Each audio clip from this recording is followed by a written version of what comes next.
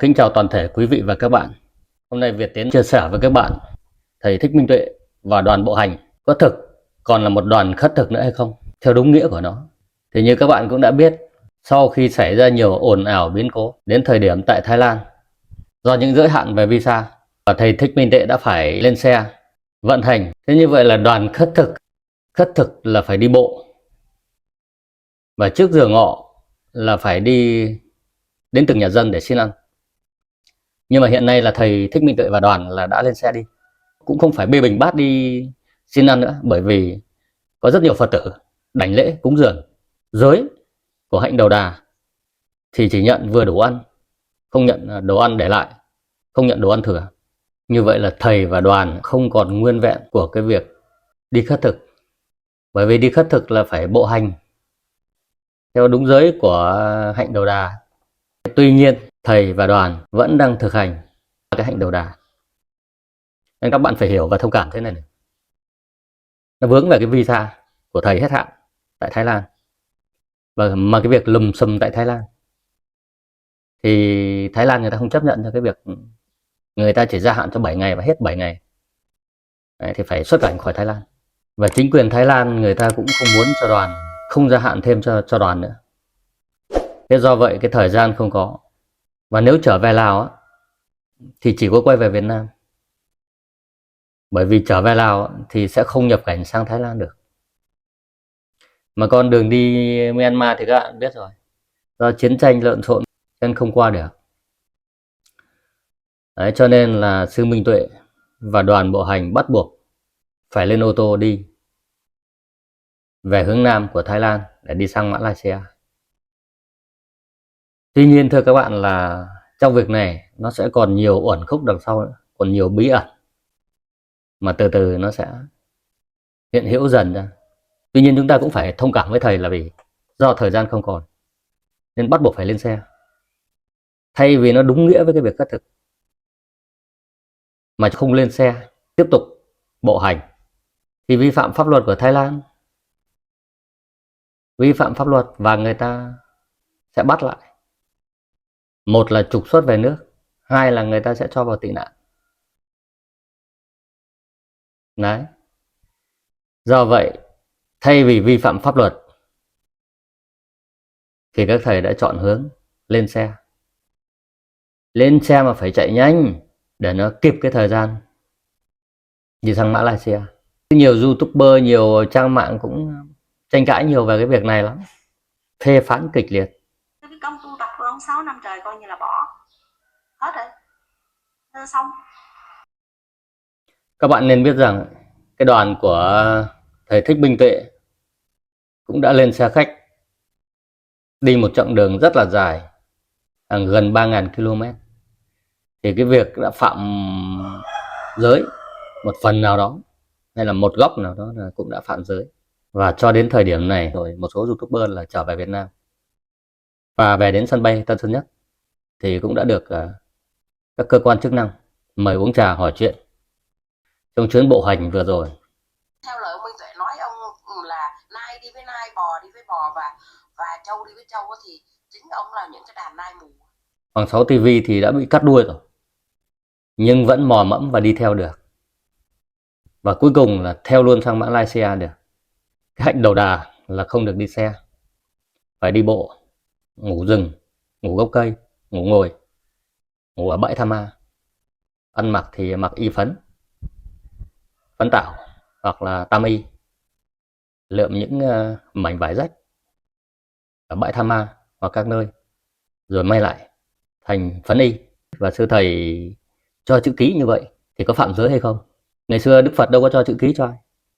Tuy nhiên cũng không có điều nào, giới nào nói là sư không được cho chữ ký. Đấy, thì cái việc này nếu bạn nào hiểu tinh thông về Phật pháp thì các bạn cho ý kiến thêm về góc độ này.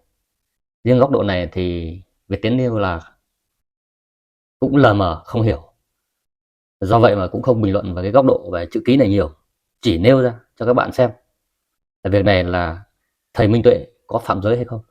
Rồi xin mời các bạn cho ý kiến nhé, và các bạn cho một like nhé. Các bạn biết rằng nếu như thầy Thích Minh Tuệ mà đồng ý cái phương án là đồng ý với anh Đoàn Văn Báu cái việc mà chỉ để cho các sư thầy đã được làm visa đi Ấn Độ, đi theo đoàn bộ hành, thì có lẽ giờ phút này thì đoàn cũng đã đi sang được Myanmar rồi, chứ không phải đi Malaysia.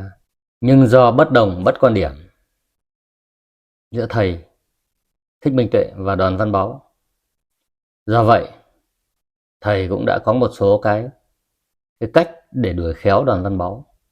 Thầy nói rằng là trên thế giới này thì chỉ còn có hai người đi bộ hành thì thầy mới đi với Đoàn Văn Báu. Đoàn Văn Báu đã xuống tóc đi tu tại Ấn Độ và vợ anh đã khóc rất là thảm thiết. Cái việc tu hành xuống tóc của anh Báu là không thông qua vợ con và gia đình. Không như thầy Minh Tuệ. Thầy Minh Tuệ trước khi đi tu là xin bố mẹ, xin gia đình anh em đầy đủ thủ tục, làm đơn, ký giấy đàng hoàng, xong đó thầy mới đi. Và thầy nói rằng là đi để trả nghiệp, trả nợ cho cha mẹ và những cái nợ trần mà thầy vướng phải. Đoàn Văn Báu thì trước kia anh là thượng tá công an, một tiến sĩ tâm lý tội phạm, đã từng giảng dạy trong trường Đại học Công an Nhân dân. Và hiện nay sau khi sang Ấn Độ được mấy ngày thì anh đã xuống tóc đi tu và trở thành một vị tu chính thức. Thì đây cũng là một con đường giải thoát. Đây là một điều tốt lành, tốt đẹp nha các bạn. Một đảng viên hưu trí đã phát nguyện đi theo đoàn Thích Minh Tuệ và đã giác ngộ được về Phật Pháp. Sau khi anh đã kêu gọi một số sư thầy sang Ấn Độ nhưng mà chưa có sư thầy nào đi theo, thì một mình anh đã đi qua Myanmar và sang Ấn Độ. Anh xuống tóc tu tập. Kể cho các bạn nghe câu chuyện tôi đã xuất gia gieo duyên như thế nào. Mời các bạn theo dõi. Thì quay trở lại với cái đoàn của thầy Thích Minh Tuệ. Ban đầu với cái ý định của thầy Thích Minh Tuệ là đi bộ hành qua Lào sang Thái Lan, qua Myanmar, Bangladesh và sang Ấn Độ. Nhưng bây giờ vì nhiều lý do khác nhau mà đoàn đã quay hướng sang Malaysia và hướng tới là Singapore và một số nước ở châu Á. Thì sau khi đi hết một số nước ở khu vực Đông Nam Á này như Mã Lai, Singapore, Indonesia, thì thầy Minh Tuệ và đoàn sẽ đi đâu tiếp và đi bằng con đường nào. Và như vậy nếu đi chỉ có đi bằng tàu thủy hoặc máy bay mới đi ra khỏi khu vực này. Nhưng mà với cái ý nghĩa đi sang Malaysia, Singapore, thì Malaysia là một đất nước Hồi giáo chứ không phải đất nước Phật giáo. Thì đi sang Malaysia để mục đích gì? Để tránh cái việc visa, hay là đi du lịch, hay là đi mục đích nào khác? Để tránh cái hết hạn visa của Thái Lan thì thầy vẫn có thể quay về Lào, quay về Việt Nam. Việt Nam là quê cha đất tổ. Thế như vậy sang cái Malaysia thì cái ý nghĩa của việc tu tập nó có còn giá trị linh thiêng nữa không? Đối với việc là hạnh tu của thầy. Bây giờ chỉ giờ thằng Phước Nghiêm nó trong tay của thằng Phước Nghiêm. Bây giờ thằng Phước Nghiêm nó kêu gọi Phật tử là giờ donate tiền cho nó để mua vé máy bay cho nguyên một cái đoàn của ông Tuệ đi qua Ấn Độ thôi. Vậy thôi. Đi qua Ấn Độ bằng máy bay, đâu có đi đường bộ được. Làm sao đi đường bộ? Vùng núi Hy Mã Lập Sơn ở Ấn Độ, những thánh tích ở đó có phải là cái điểm đến quan trọng ban đầu của thầy không? Rõ ràng là như vậy. Nhưng mà bây giờ cái hướng đó thì không biết có còn không. Phố Bonsai TV phỏng vấn một sư muốn hỏi là theo ý định của thầy Thích Minh Tuệ là như thế nào, thì được trả lời là vẫn tiếp tục có hướng về sang Ấn Độ. Nhưng đó là cái giai đoạn mà phỏng vấn ở tại Thái Lan. Các sư vẫn giữ cái ý định mà có thể thực hiện cái việc bộ hành ở Mỹ, thì cái chuyện đó có thể được hỏi tiếp tới. Thưa các sư, lần đó thì sư Minh Tuệ cũng như là sư An Lạc cũng rất là hoan hỷ nói về cái việc đó. Sau khi mà tới Ấn Độ, tới Hy Mã Lạp Sơn để mà tu tập thì cho sau này sẽ có những cái cơ hội để mà có những cái dịp để mà đi trên thế giới, thì các sư cũng sẵn sàng, và thậm chí nếu cần thì cũng có thể dùng phương tiện để mà tới các cái lục địa đó rồi mới đi bộ hành. Thì sư có thể cho biết rằng là cái ý nguyện đó của các sư vẫn là còn như thế hay không ạ?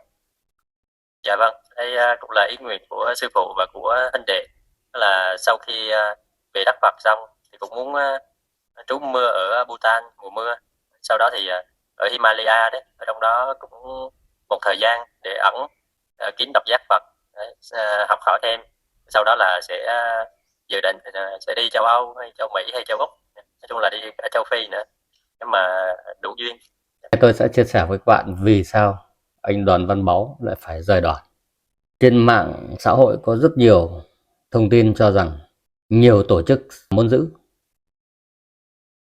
thầy Thích Minh Tuệ ở lại tại Gia Lai để thu thập Phật tử, kéo mọi nơi tới, mục đích thông qua thầy Thích Minh Tuệ để chống phá nhà nước và gọi tiền quyên góp từ các Phật tử ở khắp nơi trên thế giới, nhất là từ những cái tổ chức đảng phái khác ở ngoại quốc. Anh Đoàn Văn Báu cũng đã rất có bản lĩnh và đã đưa được thầy Thích Minh Tuệ rời khỏi Gia Lai, đi trên con đường đi tu nguyện tại Ấn Độ. Thế vì sao mà anh Đoàn Văn Báu lại phải rời đoàn? Thì như đã nói, phía sau một cái đoàn này là rất nhiều tổ chức và cá nhân bất hảo, nhiều tư tưởng, ý định, hành động khác nhau. Đoàn Văn Báu là có nhiều cái là đã bất đồng với thầy Thích Minh Tuệ. Đấy, ví dụ như là anh Đoàn Văn Báu là không muốn cho đông Phật tử đi. Đấy. Nhưng mà thầy thì lại muốn cho đoàn đông lên, ai vào cũng được, ai ra cũng được, tùy duyên. Thì đấy là cũng là một trong những cái là bất đồng giữa hai người. Đấy, gọi là heo với hổ là không tương ưng là cái chỗ đấy. Hai nữa là anh Đoàn Văn Báu là thường cứ đi ngang thầy và hỏi rất nhiều câu hỏi mà thầy không trả lời thì không được. Thứ nhất là làm cho thầy mất sức khỏe, vừa phải đi tu tập mà vừa phải trả lời những cái câu hỏi suốt chặng đường bộ hành, nên là rất mệt mỏi. Và cái mệt mỏi hơn nữa là nhiều những câu hỏi thầy không muốn trả lời, nhưng không trả lời thì không được. Đấy là cái lý do thứ nhất. Cái lý do thứ hai là gì? Những cái tổ chức đứng đằng sau thì nó ngấm ngầm chống phá, và ngay cả các sư trong đoàn, các sư phụ khác trong đoàn thì là cũng không đồng tình quan điểm với anh Đoàn Văn Báu, và cũng không thích thú với anh Đoàn Văn Báu, và cũng muốn anh Báu rời đoàn. Và do vậy là thầy Thích Minh Tuệ đã bằng nhiều cách khác nhau là ép cho anh Đoàn Văn Báu rời đoàn.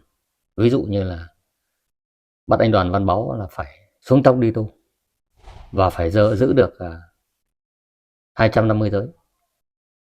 Và như vậy là anh Báu là không làm được, nên anh Báu là buộc phải rời đoàn. Về việc này thì anh Đoàn Văn Báu không thể chấp nhận được, bởi vì trước đó anh Đoàn Văn Báu đến thầy Thích Minh Tuệ là vì mục đích là hộ pháp thôi, chứ không phải là giao duyên hay đi tu. Đấy, do vậy là anh Đoàn Văn Báu không thể chấp nhận được và buộc phải rời đoàn.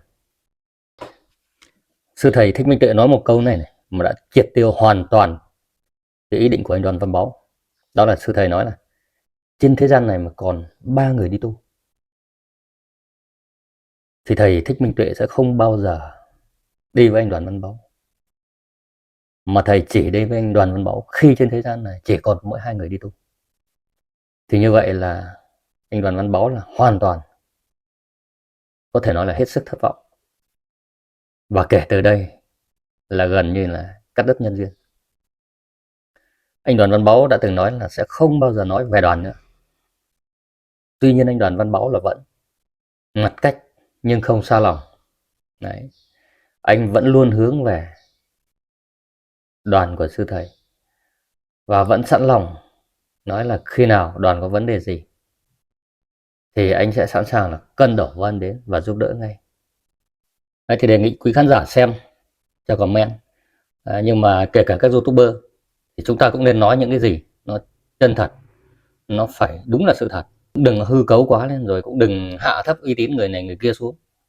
Bởi vì là hạ thấp uy tín người khác, vu khống người khác một thì phước của mình sẽ giảm đi 10 lần. Kính thưa quý vị và các bạn, thì tới đây Việt Tiến sẽ sản xuất, cập nhật tin tức hàng ngày về sự bộ hành của sư Minh Tuệ và đoàn bộ hành của thầy, để nói về những tranh cãi xung quanh bước chân thầy Minh Tuệ. Cảm ơn các bạn đã theo dõi, xin trân trọng cảm ơn và hẹn gặp lại các bạn ở những video tiếp theo.